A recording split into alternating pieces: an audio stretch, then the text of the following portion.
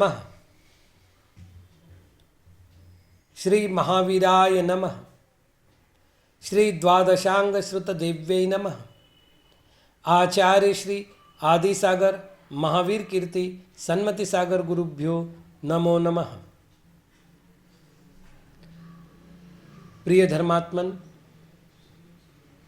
आज हम आचार्य श्री मानतुंग जी महाराज के द्वारा रचे गए भक्तामर स्तोत्रम नामक महाकाव्य के 47वें पद्य का अध्ययन करने जा रहे हैं।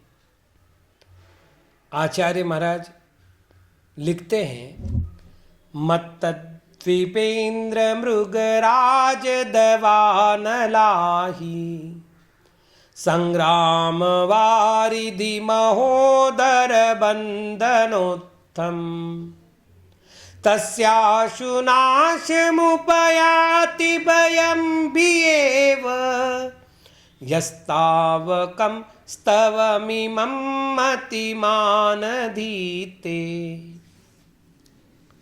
यह जो मतिमान बुद्धिमान पुरुष तावकम आपके इमम इस स्तवन को अधीते पढ़ता है, तस्य उसका मत्तद्वीपेन्द्र मत्त हाथी मृगराज सिंह दवानल दावानल अहि सर्प संग्राम युद्ध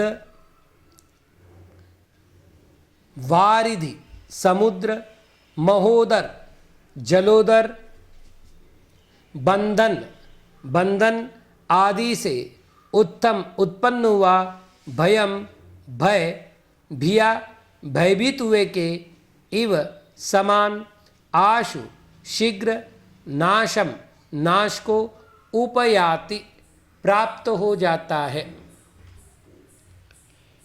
टीकाकार कहते हैं, भोनाथ हे नाथ, यह कश्चिन मतिमान पुमान जो कोई बुद्धिमान मनुष्य इमं प्रसिद्धम तावकम स्तवम इस प्रसिद्ध आपके स्तवन को अधीते पापठीति तस्य अधीते पढ़ता है उस पुंस पुरुष का मत्तद्वीपेन्द्र मृगराज दवानलाहि संग्राम वारिधि महोदर बंदनोत्तम भयम प्रणाशमुपयाति व्रजति। मत्तद्वीपेन्द्र मृगराज दावानल सर्प संग्राम सागर महोदर बंधन आदि से उत्पन्न भय विनष्ट उपयाति हो जाता है। मत्तद्वीपेन्द्रश्च मृगराजश्च दावानलश्च अहिश्च संग्रामश्च वारिधिश्च महोदरं च जलोदरं च बंधनानि च मत्तद्वीपेन्द्र मृगराज दवानलाहि संग्राम वारिधि महोदर बंधनानि तेभ्य उत्तम समुत्थितम।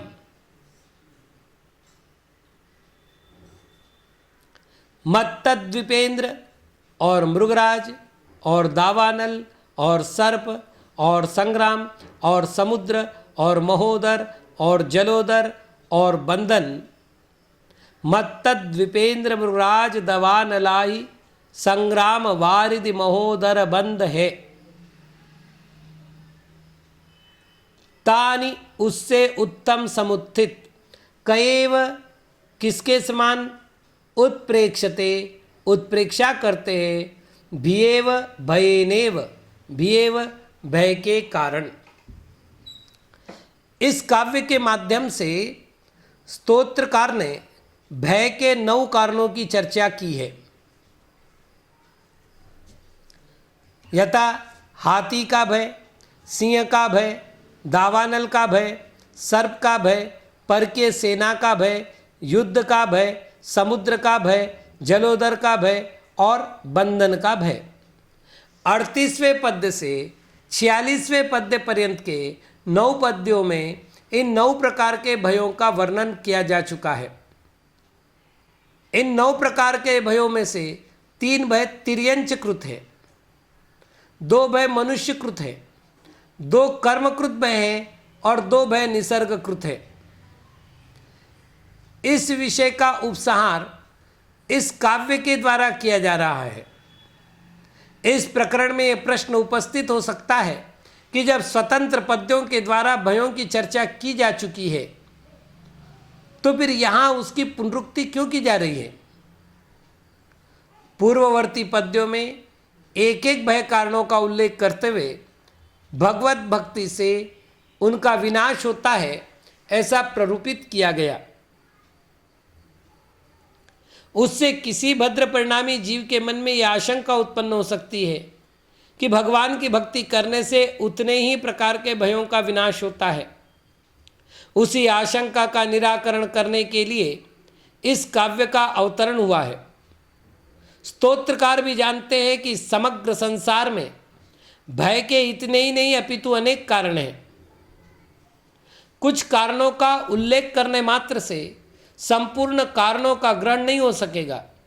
अतः इस पद्य के माध्यम से यह सिद्ध करने का प्रयत्न किया जा रहा है कि भगवान की भक्ति करने से समस्त भय कारणों का विनाश हो जाता है। इस काव्य में कहे गए कारण उपलक्षण न्याय से अनुक्त कारणों का भी संग्राहक है। भय 9 कषाय की 9 प्रकृतियों में से एक प्रकृति है। उसका उदय होने पर किसी दृश्य अथवा कल्पना के कारण भय उत्पन्न होता है। मनोवैज्ञानिकों के अनुसार भय निषेधात्मक अनुभूति है। यह एक प्रकार का मानसिक रोग है। भय के कारण मांसपेशियों में असाधारण रूप से असंतुलन उत्पन्न होता है। वह असंतुलन ही अनेक प्रकार के रोगों का जन्मदाता है। दूरदर्शिता और विवेकशीलता को अपनाकर इस रोग से मुक्ति पाई जा सकती है। शरीर विज्ञानियों का मानना है कि भय के कारण स्वाभिमान तथा इच्छा शक्ति भी प्रभावित होती है। फलतः व्यक्तित्व का समुचित विकास नहीं हो पाता। भय के कारण किडनी सर्वाधिक प्रभावित होती है। शरीर में 2 किडनियां होती है। यह शरीर में ऊर्जा का प्रमुख स्रोत है। किडनी के कारण ही हृदय का पोषण होता है। क्रोध का आगमन, मस्तिष्क शूल, चक्कर आना अथवा उच्च रक्तचाप जैसे रोगों का कारण हृदय का अपोषित रह जाना है। किडनी के प्रभावित होने से रक्त की कमी होती है। अतः भय से दूर ही रहना श्रेयस्कर है। मनोविज्ञान के अनुसार भय एक संवेग भावात्मक रोग है। इस रोग का प्रभाव क्रियाओं में व्यक्त होता है। संवेग और उसके उत्तेजक तत्व में एक प्रकार का संबंध स्थापित होता है। उस संबंध के कारण ही निराधार और तथ्यहीन कारणों से भी भय का प्रकटीकरण होता है। विलक्षण कल्पनाओं का आखेड़ बनने के कारण यह रोग उत्पन्न होता है।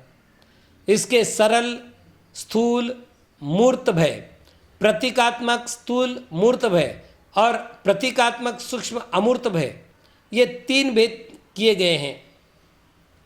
अतीत की घटनाएं, वर्तमान की अनुभूति और भविष्य की कल्पनाएं, इन 3 अधिकरणों से भय की उत्पत्ति होती है। चित्त की धारा का परिवर्तन करने से इस रोग का उपचार हो सकता है। भक्तामर में वर्णित समस्त भय पहले कोटि का भय है। किसी काल में हाथी आदि का भय अधिक था, अतः स्तोत्रकार ने उन भय कारणों का उल्लेख किया है। वर्तमान में वाहन दुर्घटना आदि विषयक भय हैं। अतः इन सभी का ग्रहण स्तोत्र काव्य के द्वारा कर लेना चाहिए। भगवान की भक्ति करने से तथा भगवान का स्तुतिगान करने से आत्मा में जो विशुद्धि उत्पन्न होती है उससे वीर्यांतराय नामक कर्म का क्षयक्षम होता है। उसके फल से आत्मा में एक दिव्य बल उत्पन्न होता है। उस बल के प्रभाव से सभी प्रकार के भय से भयभीत होकर भाग जाते हैं। इस काव्य में स्तोत्र का पठन करने वाले भक्त के लिए मतिमान इस विशेषण का प्रयोग किया गया है। भय का प्रमुख कारण अज्ञान ही है। अज्ञान भ्रम को उत्पन्न करता है और उत्पन्न हुए भ्रम के कारण सामान्य दृश्य भी मनुष्य को भयभीत कर देते हैं।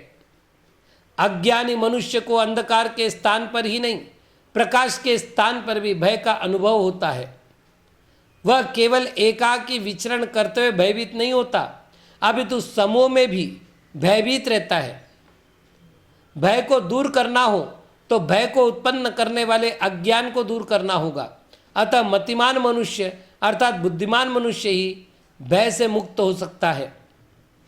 आचार्य श्री जिनसेन महाराज ने लिखा है, करी केसरी दावा ही निषाद विषमाब्दयः रोगाबंधाश्च शाम्यन्ति त्वत्पदानुस्मृतिर्जिन। आदि पुराण 7वां पर्व 303वां पद्य।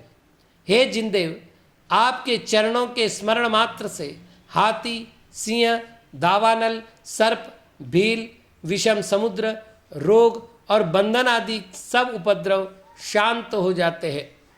भगवान की भक्ति मन में विश्वास की भावना को सुदृढ़ करती है। उसके फल से मन अनैतिक कल्पनाओं के माया जाल में नहीं उलझता है।